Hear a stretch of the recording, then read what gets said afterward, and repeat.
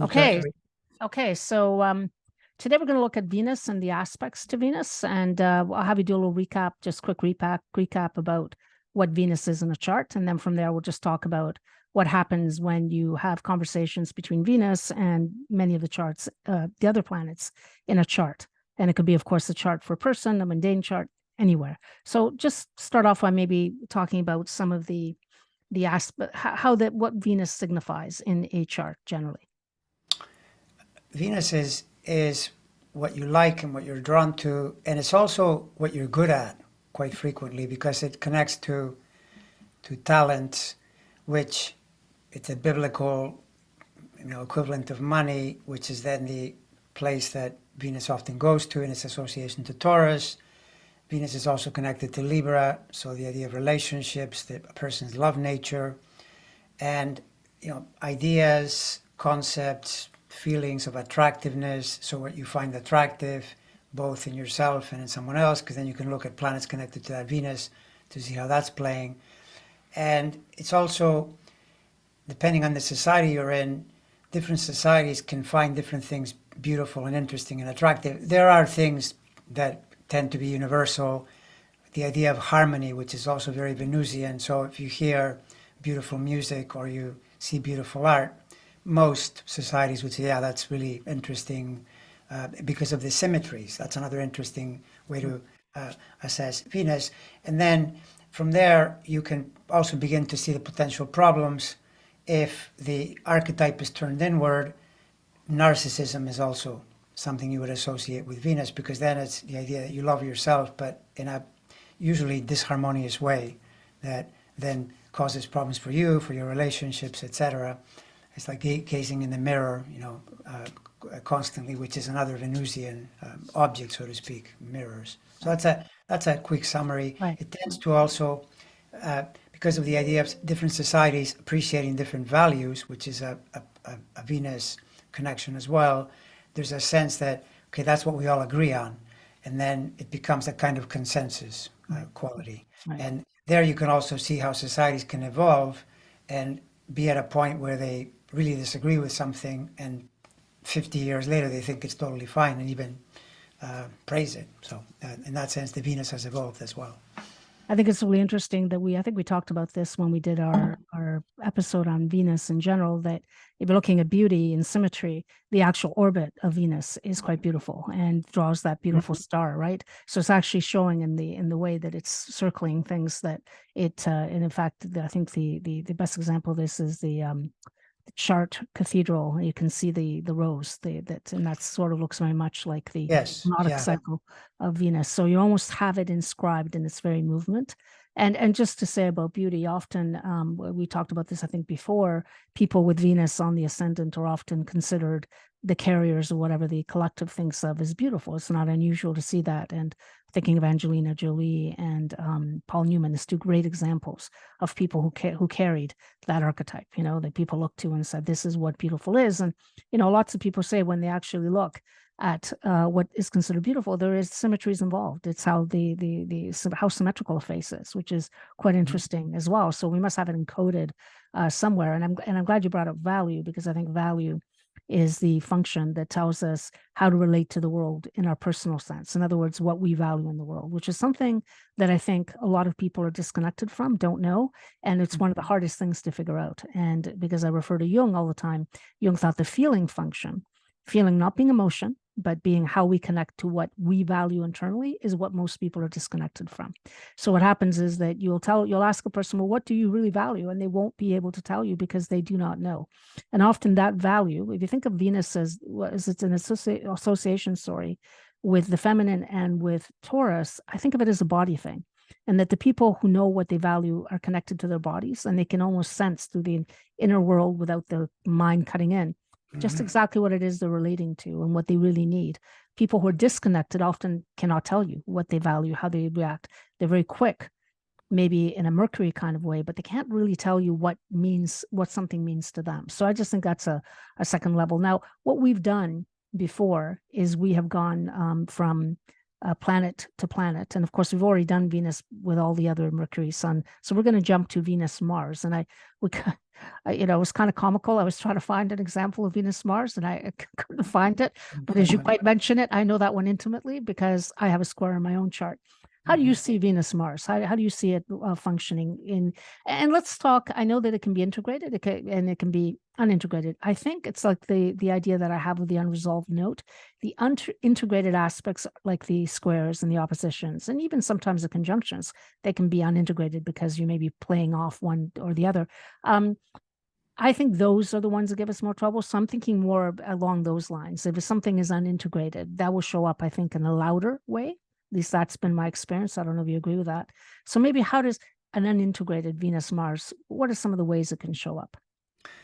Well, a classic would be a person that is drawn into relationship as something they really like because it's like a moth to a flame. The two planets are linked. You can think of Mars as the natural ruler of the first sign, and then it connects to Scorpio, which is the eighth. That's sex energy, among many other things. So then what you could have is a person that is constantly drawn to getting into relationships, but particularly when you have squares or oppositions, getting into contention, arguments.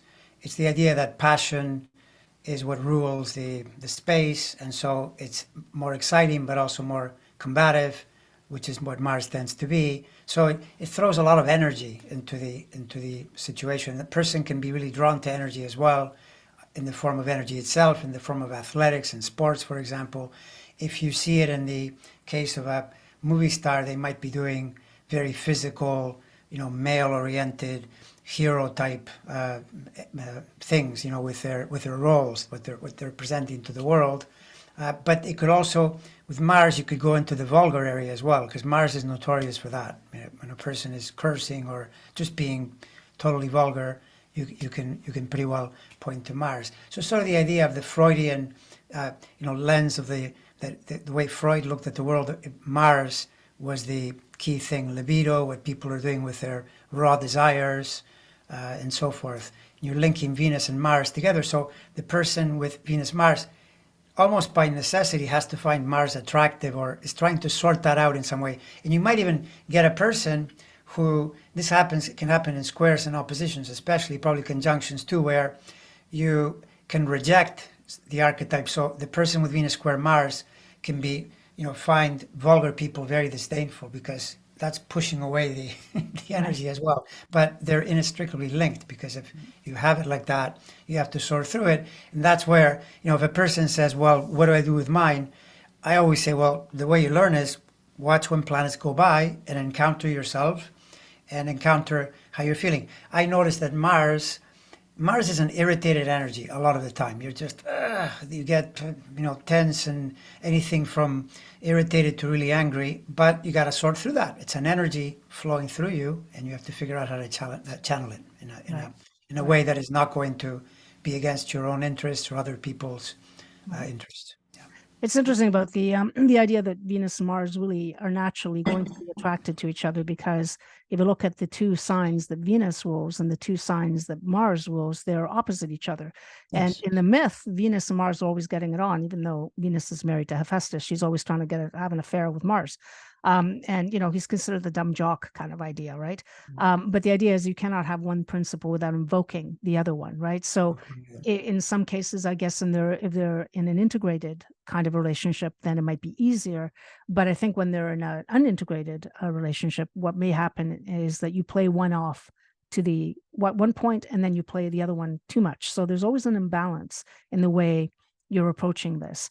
And this I say from personal experience. I'm older now enough to see what the patterning was, but it could be that, you're trying to, Venus is what you value. If Mars is in square to it or square or opposed to it, you tend to be either to be too aggressive in the way you pursue it, or maybe do not channel enough energy in the direction of what you are trying to get. So there's always that. And sometimes what you end up doing is finding people to play that part for you when you can't play it yourself. So it's one of the ways to do it is you end up making friends or having a partner that is actually triggering that square, that forces you into having that conversation, whether you like it or not in the real world. But curiously through the relationship, you can at least try to find a way to resolve it. So, so I think with unintegrated planets, and I think when I say unintegrated, I think, the planets that are not having an easy conversation, often it's our relationships that actually help us, especially with Venus, to be able to understand how to resolve it. If we ever do, sometimes you don't. Let's face it, some are really, really hard.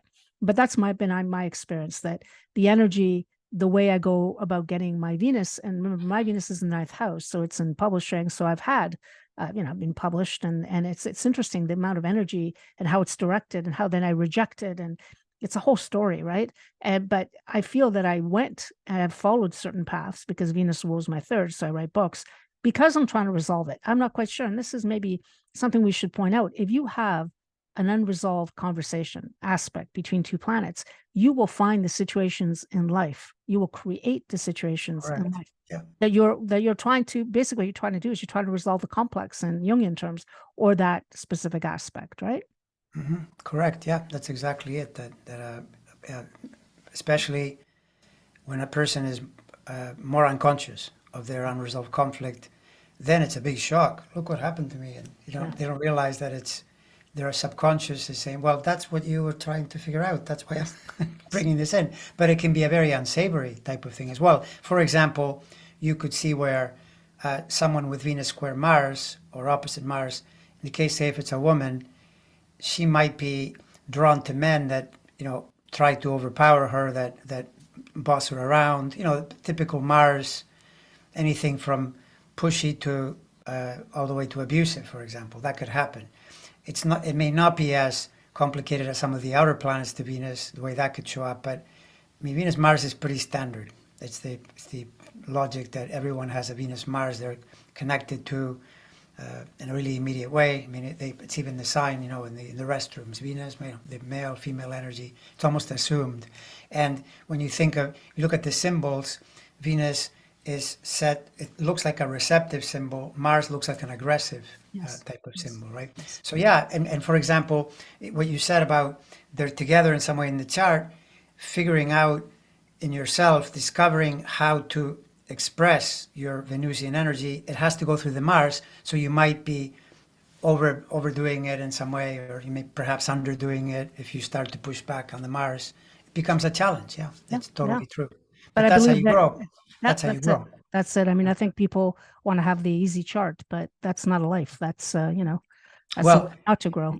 And something else that I could add is that you would see this in relationships between people, and it is more likely that a Mars square or an opposition or a conjunction will trigger an attraction between people than if it's sextile or trine, because it creates the spark, the kind of, something that is more energetic, more passionate, but then can lead to more discord as well. And that's almost like, again, a moth to a flame type of energy that you see both in Venus, Mars, and in other ways in people's relationships, where very, very seldom do people have everything in sextile and trine. Everything is, then there's almost no interest in the matter.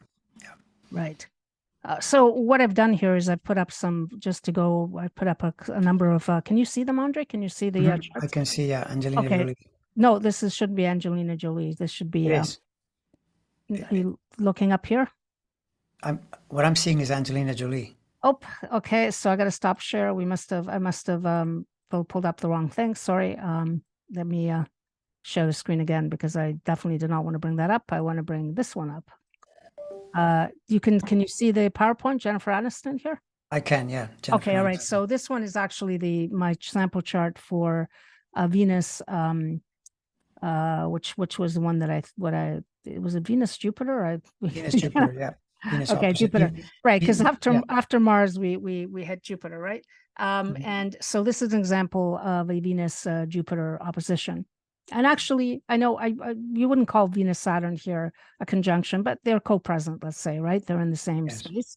But that's a Venus Jupiter, and it rules your chart. So I think what is Venus and Jupiter when they come together? And in this case, again, if you have to look at a chart in context. So if it is the ruler of the ascendant, then this is a pretty important planet, you would say, right? How you could also say it's Venus opposite Uranus. She has Uranus, Jupiter in conjunction. So it brings in a kind of instability. But let's just talk right now about the Jupiter. What's Venus Jupiter? When you put these two supposed benefics together, what can happen? Well, I think it's very different when they're in opposed square than even than conjunction. Although you could throw the conjunction in there as well, but trine and sextile, it'll be a lot softer, the relationship. But when they're opposite, it makes the connection more intense, and so then it'll go in both directions. But we're talking about Venus here, so Jupiter expands the Venus concern. So Venus being on one level the beauty archetype, the person can be really concerned with that and make it part of their philosophy and really expand into it, often inappropriately because of the fact that the Jupiter is opposed. This is also a pretty clear drift into indulgence because Venus and Jupiter, neither of these planets likes working or doing anything other than enjoying, and it's a pretty hedonistic type of angle to have in an opposition. So now, Jennifer Aniston, what we know about her, she may be that way on some level, but probably the Saturn is saving her from that. Yeah, I would say the Great Saturn. measure. So then it brings in a measure of discipline. But normally I warn people when they have Venus opposite Jupiter to be aware of their drifting into areas where they're wasting energy. For example, spending too much money, Jupiter opposite Venus, very carefree, and everything is enjoying and having fun. Right. So, but if you can turn that into a good thing in some way, for example, you could see how Venus opposite Jupiter could make a great comedian right away because of Jupiter as the laugh planet and Venus being a talent. That could work really well. Again, though, she's not particularly that way. I would say with Aniston, what you see most clearly is that she's known for the relationship area. That's what I was going to say. Almost always, Yes. and but that's so classic that the Venus, first of all, rules the ascendant. The ascendant is Libra. The Venus is in the seventh house, and then you can bring in why does she do movies where breakups, coming back together? That's the Venus Uranus. Venus Jupiter is part of it. It's like in a sense you're exalting this area. You're making it into this big thing. Right. Yeah. Right. I would say that would be my analysis of this too. Her Venus is in the seventh house. And one of the weird things is in some ways she's known more for her relationship with Brad Pitt and the spectacular breakup they had where he left her for Angelina Jolie. Then she's almost, her work is very well known too. Friends, the Venus thing, and relationships. Really that was a series about people relating to each other. But the Jupiter opposing it, she's had many more than one public relationship. And that it often seems to be in the news somehow. It makes the news in some way that seems a little bit too much. Like there's a too muchness, which again is the Jupiter quality. I would say that she's probably a very hard worker because that Saturn is there probably co-present. So, and she probably does want to have a solid relationship that's long lasting because that's a Saturn signature as well. But with that Uranus and that Jupiter together, it's just interesting that shows that it can show up in so many different ways. And in this case, again, it's that relationship life being so emphasized in this chart, even though she is, of course, an actor at the what she's most known for. Let's look at the next one. Next one I have here is Bill Gates. And now we're looking at Venus Saturn. And you can see that's a pretty tight Venus Saturn in his case, right? This aspect. Now, when you put Venus Saturn together, what comes up for you? We can talk about Gates' chart after a while. In his case, well, actually, in his case is pretty hilarious because he, his background is in technology. Yes. And there you would go to Uranus square the sun, probably most for sure. clearly. But Venus conjunct Saturn in Scorpio. Scorpio is his fifth sign, and he built this unbelievable, world-class, this enormous toilet for the third world. He's involved in basically transmuting waste into water, like clean water. Yeah, clean water. Which is great like that. classic scorpionic, the idea of a toilet Scorpio, and then you're taking, poop literally and turning it into water. That's a classic. There, the Venus Saturn. Saturn is a planet that organizes things and wants to build things, create structures and so forth, which of course also helped him a lot in his in his work, and immediately the logic of discipline, when you have Saturn close to Venus, it enters the scene. Although Saturn, Venus, and here I don't know enough about him other than what I see in the news and so forth, but Venus, Saturn, in any aspect, but especially conjunct, square, opposed, because of Venus being a beauty type of, archetype is what it is. So then what you get is that a person may be constantly engaged in, one of the Saturn's favorite tricks is a like a constant adjustment, a constant, you're not happy with it, you want to improve it.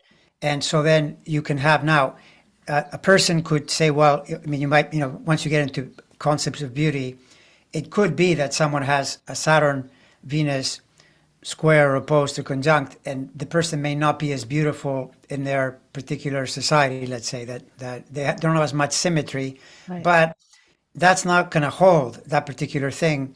And that, say, that person might be concerned and do things to try to improve it. But I've seen this happen in the charts of, models that have Saturn, Venus, and they also will spend all their time trying to improve what is already there, because Saturn never lets you be totally comfortable. That's one of the things about Saturn. It's like the ultimate, I'm thinking of the word, overcompensation. That's the thing with Saturn, where you're trying to overcompensate for something.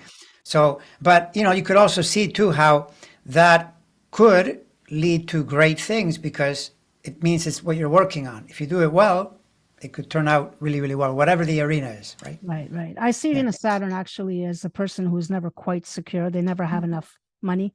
Venus, they never have enough security in their relationship. And one thing that's interesting, story about him, he gives a lot of his money away. He's a great philanthropist, actually one of the great philanthropists. And yet, there's all these stories about how when he was younger, when he had a lot of money already, because he's been around for a while, he wouldn't tip people properly. He was counting his pennies. It was weird. And that's like a scarcity mentality. And I think Venus Saturn sometimes can make you feel there's not enough. Not always, of course, there's many manifestations. We also should point out that Venus in this case is, for those who are listening and not seeing this, is also square the Jupiter-Pluto in his chart. Jupiter-Pluto being in the second house, being a mark actually for people with a lot of wealth, and it's square that. So there's a driving force to make, to drive to get security. And in his case, of course, he got massive security, but to his credit, he is actually trying to use it to benefit others, which including making this large toilet that actually converts waste into something productive. That's an incredible use of Scorpio. We cannot go without saying that the reason he got into trouble was the Saturn Venus issue with his wife, right? He ended up that Saturn rules his 11th house, and from my understanding, he had an affair with someone at work, and that created the rift. We don't know. We'll never know. And I mean, we're getting into people's business. I don't know, but it would, again, the Saturn Venus showing up in a way that wasn't perhaps helpful to him. So anyway, that's an example of the Saturn Venus. The one I have for Saturn, Uranus Venus is this Pluto Venus? Okay, you got to help me, because sometimes, this is Uranus square Venus, and I'm trying to find out who I put up here. Oh, this is Elvis Presley. Elvis Presley, because in a way, if you think about him, he's a Venusian figure in his own right?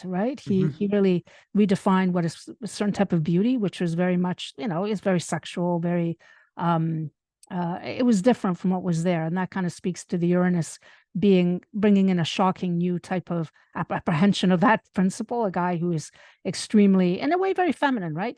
He was quite beautiful, but very Uranian, and actually it speaks again to the nature of his relationship, his obsession with Priscilla Presley, and then how even when they divorced, she had all these conditions. She couldn't marry, she couldn't do this and that. And what do you think about Venus Uranus in general when these two meet together? Because one is Venus seems to me to want relationship. Uranus seems to me to flee from wanting relationship, or maybe having a different type of relationship is the really the important thing to say here. How do you see it? Well, Uranus seeks excitement and new things, and so that's why in a way it's the antithesis to Saturn. And of course, in any chart, it'll compete with other planets. So if the Uranus-Venus is really in charge, and in this chart, the Saturn, I don't think it helps that much. So there's also Pluto involvement opposite is Venus. But if we just focus on Uranus, in a chart like this, it would be very difficult to be in a long-term relationship to a person and continue to find it interesting, or even if you're doing it for whatever reason, whatever your reasoning is for staying in a relationship a long time. As far as I know, Elvis was notorious for being completely incapable of relating to anyone for very long, which makes a lot of sense. However, it also would be the Uranus is a rebel, instinctive rebel, so he was bringing in something new. And Sagittarius rising, he was using his hips a lot to do Yeah, that. it does. Very suggestive. So Jupiter in the 12th, the taboo, sexual taboo, it's like And he's Scorpio presenting in a way. that in Scorpio, yeah, Jupiter and Scorpio. So, but the Uranus in being square Venus, that helps him to say, I'm just going to do this. I don't care what you think. Yeah, yeah. I mean, this is just how I see it. I know you have your values, but I have this other superior value that tells me something different. And so it can help you in that way, provided you're able to channel it, because you could also say a teenager with Venus square Uranus, that could be a lot of trouble in that there's just, I'll just typically, I want to do this. Yeah. And Uranus has, it's like, in fact, the outer planets, Uranus, Neptune, Pluto, it feels like very strong energy that just possesses you. It seizes you. And if you're on one of those transits, off you go to express that particular energy. This guy has it there his whole life. Also, in his chart, fifth sign. So that immediate draw to the fifth sign, which is romance, also his creativity and so forth. So it's doing all of that in a major way. Overall, my feeling is this would have been, in the end, I think was probably more a liability to him. Right. In terms of finding longevity, more of a stable situation. Well, I would say that the longevity, if you think about it, I mean, we're not going into the weeds with the chart, but I just see that Venus opposite Pluto, square Uranus, and the Pluto's in the 8th house. And he had a very sudden death, cardiac arrest, right? And so you just think, and early and young, he was only 42, right? I think early 40s, definitely. I think he died in 1977, and anyway, yeah, he was in his early 40s for sure. And yeah, so it almost signals that, but yeah, no, I forgot about the hips. That's hysterical that Jupiter is sitting there in the 12th house of Scorpio, and Scorpio 12th house, and he's going around basically upsetting people because he's using his body in a very sexual way, in a way that had not been. And it's Sagittarius is this is where people sometimes think, I always remind them, people think that astrologers make things up when they say planets and signs rule body parts. It is not made up. It is of course, deadly accurate. It's just that you have to look for the what you're seeing, look for the manifestation and link it properly. Right. The other thing with Venus is, if you think of Venus as your desires as well, Venus rules sugar, sweet, anything that is sweet to you in any way, shape, or form. This guy became completely reckless, which for a Capricorn is really unusual. Right. You think of a Capricorn. So he became totally crazy with the food. Apparently he would be in his room eating everything in sight, and he gained a massive amount of weight. And that to me is your Venus is just completely running amok. And there again, the outer planets aren't helping him, because Uranus square Venus, Pluto square Venus, that's going to be mostly unstable unless the person is in some manner doing some kind of personal practice that brings in the awareness, to be able to channel forces like that. So that's this particular Venus is quite unusual in that it's in Capricorn. You'd expect it to be more disciplined, but it doesn't have, there's no connection to Saturn. There's no real help from anywhere. All it has is it's that T-square with two big forces, one of which is Uranus. Yes. I would say that the other thing about Venus Uranus for people who may have this aspect in their own chart is that I think you need a little bit of space in a relationship, and you have to have a partner who's willing to understand that. If they don't, then I think you feel completely overwhelmed by the other. I always find Venus Uranus people, it's interesting, my own group, everybody who has Venus Uranus aspects has been married more than once.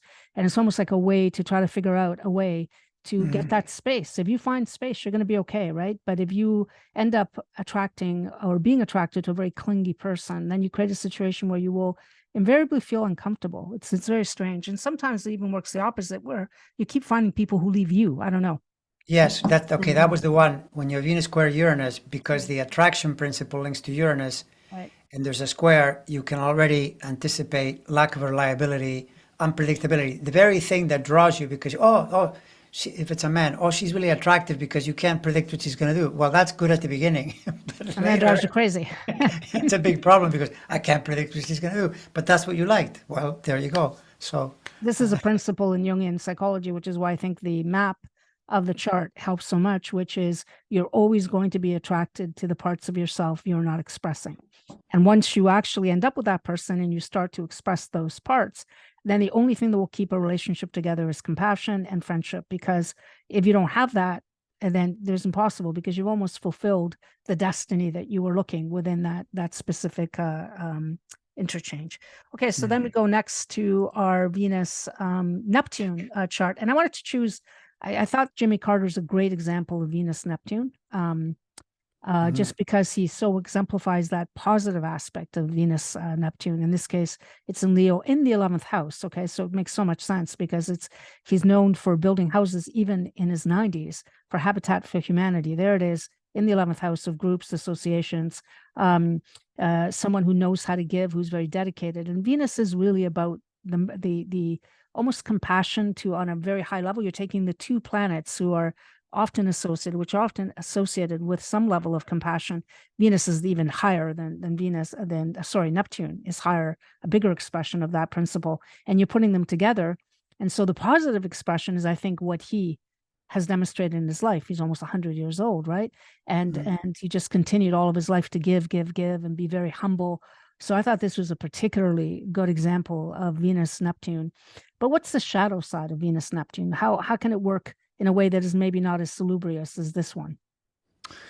Well, one interpretation that's out there that I would generally subscribe to is, in the Neptune as the higher octave of Venus. Neptune is like a big Venus in a certain sense, where Venus is love nature, the person's personal love nature, and Neptune brings in a more cosmic type of love.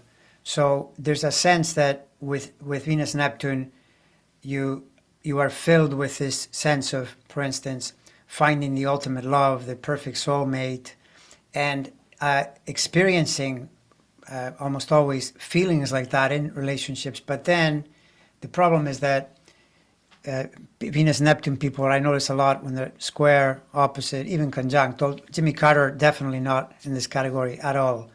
But the idea of, just like Venus Uranus can mean multiple marriages and so forth, Venus Neptune is also notorious for that, because once you lose that, or rather you can't keep it all the time. It's sort of the logic that you can have these amazing numinous feelings for a certain period of time. Then you have to live your life, and it's impossible to keep it that way. So then you move around looking for it. It's like the drug addict that can never replicate the feeling of the first time they had the feeling of that drug, because then their nervous system gets used to it and doesn't produce it. And it's the same thing with Venus Neptune and relationships. It's classic for a person that needs to go through many relationships to figure it out. And part of the reason they're doing it so often is because, how we said earlier, they're not conscious of the fact that they're seeking something that in a way can't be found other than in themselves. Right. No, for sure. It's interesting that, one of the classic ways that Venus Neptune manifests can be as an alcoholic. And weirdly, he was one of the things we know about him, which was very public, is I think his wife had issues with alcohol at some point. And am I right on this, or maybe I'm not right? I don't know if I don't know, but it's a good segue, because Neptune, that I spoke of Neptune as the utopia that it can mean, but Neptune as it descends is a very escapist energy, and the idea of intoxicants, drugs, things that, if you think about what they're doing, is you are using a quick, it's like using a credit card to generate peace in yourself, to generate a sense of balance. What you're not realizing is that it's making it even worse for other reasons and so forth. But yeah, it's very common. Neptune Neptune, Venus. Now, it might not have been her, it might have been Betty Ford. I know Betty Ford for sure, so I'm not Yeah, sure that it's for hers. sure. But I think that in the main, he is a great example. And the Venus rules his chart, so it's an important planet that he and his sun. So it rules both his ascendant and his sun. So you're He's focusing on primarily on the kindness here, the fact that yeah, he, I yeah. really I think there are very few Mhm. people that have demonstrated, because you could say, well, he's doing it for show, but a man who shows up after cancer treatment to build, he needs to go back to build those houses. And he's in his 90s, and you see him dedicated and very quiet, doesn't go around. He's not like the other people that go around trying to get attention. The other thing we've seen famously with him is being on a plane and saying hi to everybody. He's the ultimate and friendly. There's a real feeling that this man is truly living out a compassionate life, and that was the purpose that he saw himself fulfilling.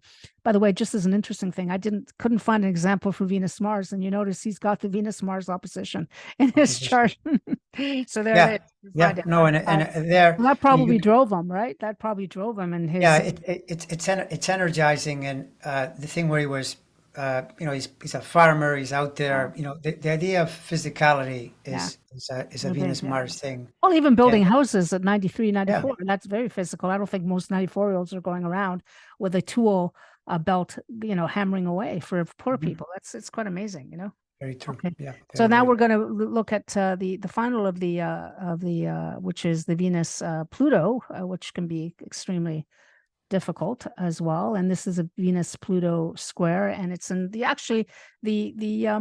the chart of Michael Moore, the director of Roger and Me, and all these ones, the very politically active. You notice that Venus and Taurus, he really talks about reality.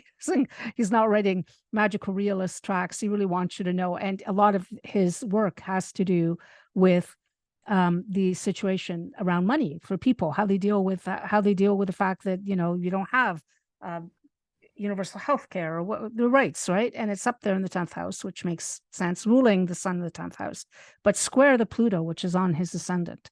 And so it's like a driving force. So I've seen Venus Pluto a lot in musicians' charts as well. And musicians who seem to have a very intense expression of emotion, let's say, and they go really deep. How do you see Venus Pluto when it comes together in a chart?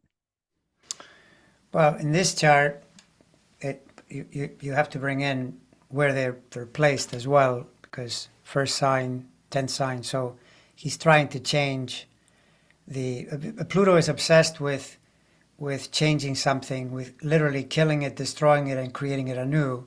So Moore's never been happy with the money distribution in American society. He's always been complaining about it, and he's trying to change it. So that's the Pluto Venus situation in him. If you talk about it in standard relationship patterns, you get into the Pluto archetype, where particularly if it's a man, he's drawn to doing typically, because Pluto tends to express the more male. If you think of Neptune as being a super Venus, Pluto is a super Mars. Mm-hmm. So the idea of a man expressing his Pluto Venus by trying to control a woman, trying to overpower her, but a woman with Pluto Venus drawn to men like that, because they carry that power in themselves, but they often don't realize it. Society doesn't necessarily encourage them to. That's changing to a major extent in the modern era. But even so, because a woman is instinctively more likely to go toward her Venus or toward her moon, they're her planets, so to speak, she's more likely to project the Pluto and find herself in a situation with a man that at first is very appealing because he's very magnetic and very seemingly powerful. Then she realizes, oh, he's a controlling all the way to a stalker or worse. I mean, anything is possible. Right. So that's when they join together, the type of thing you get with Pluto Venus, right? I find the Venus Pluto archetype reminds me very much of the underworld journey that is associated with Pluto Hades. So people with Pluto Venus are either attracted to an idea which is so intense that they are literally, not literally, because no one's taken to the underworld, metaphorically taken to the underworld, where they experience extreme emotions. Like they can't be in a situation that is not super intense. It doesn't feel alive to them. And that could have been because all of our formation. It could have been because when they were young, they had initial experience where that felt like it was normal. And to them, that is normal. It's not like I'm labeling something normal or not, but it can be difficult in that, it can turn, the shadow side is it can turn to what you say, controlling, being controlled, or maybe you being controlling of someone else. And it all arises, I think, from fear. Fear is at the heart of a lot of this, that that you'll either be overwhelmed or that you will be taken to the underworld. And so you try to control the situation so that doesn't happen, perhaps because it's happened before to you. But it can be very difficult. I think with all the Venus outer planet placements, it is the idea that an archetype can take you over and you have no control. I mean, there's just no way. You can work on it. I think you can work, and people do work on it. The other thing about Venus is that he's done this, and I think I've seen it in musicians' charts for the same reason. He has transformed that drive into movies and to trying to help things. The 10th house affair. And I think Venus can be your art, and he has done that with his art. And I'm thinking of, I'm just off the top of my head, PJ Harvey. I've seen quite a few charts of musicians that are very intense. That's how they're channeling that intense energy. They're just putting it into song or into a book, right? And so it's a much, I think it's a healthier way, let's say, to do it. And maybe that's how they're working it out as well. And maybe it's happening both in a relationship and outside of that. But there will be a tendency, and especially in this chart, of course, just to make it specific, he's got Pluto right on the ascendant. So his need to control will be bigger, I think, than the average. But he is taking it and putting it out in the world and saying something is wrong with Venus in Taurus, which is our fundamental existence, right? How we, the tools of food, the tools of the thing, subsistence, right? How do we exist in the world? Well, that's a Taurus kind of thing, right? And so it's interesting that he's been able to translate into that. So I would say that that's the other aspect of that chart that seems to me. True. Yeah, in this chart, the health thing, all those planets in the sixth, in Capricorn. So, people find ways to express their charts, and then question is, how well is it being expressed? How harmoniously is it being expressed? And harmonious basically means, is the person happy? Is the person at ease? And also, what is the result of what they're doing as time is passing? Because if something is good, it tends to have longevity, it tends to influence the world, and it tends to survive, so to speak. Whereas if someone is mismanaging something like a Pluto Venus thing, that's how you get those blow-ups and those disasters and those. In fact, we talked about Russell Brand a while back. Right. That's Pluto confronting you with an archetype you've lost control of. Yeah, it's taken you over completely. Yeah, I would say over. Yeah, absolutely. I would say that what's great about him is, first of all, he's got a nice Mars trine that sun. He was very brave at a time when people weren't being very brave. If you remember the Academy Awards, when he was the only person to oppose the Iraq War. We're talking about Michael Moore? Michael Moore, yeah. He's the guy. It's a pretty wide trine, but I guess you could count it. Oh, no, I'm talking about the Sun Mars being the Sun Mars trine. Yeah, right. Very, very. So he was quite, I think, quite brave in a way that a lot of people weren't willing to. And I think a lot of the issues like he takes on, from guns to the working class issues, from Roger and me, are issues that are. You do need a little bit of bravery, because there's going to be pushback in one way or another, and he's definitely experienced it. But yeah, that Pluto Venus is a driving force, I believe. Okay, do you want to say, I don't have an example of Venus Eris, but you are one of the few astrologers that uses Eris. What would you say those two coming together would look like? Well, I don't have an example chart, but. Well, even you say I use it, but it's a work in progress, and that it's a relatively new planet. So right. So far with Eris, the one thing I notice is it's a tremendous drive to compete with other people or with yourself. It has at times can be cutthroat competition. So if you see Eris and Venus, you could see potentially in the fashion industry, where women are making it a career, and then things like beauty pageants. May have a connection to Eris and so forth. But if you look at it in the more potentially positive way, then you would say that if you're able to use the energy of competition in a way that is harmonious, it can be very useful, because when you're not competing, you're less likely to get as much out of yourself in some direction. So that is a useful energy.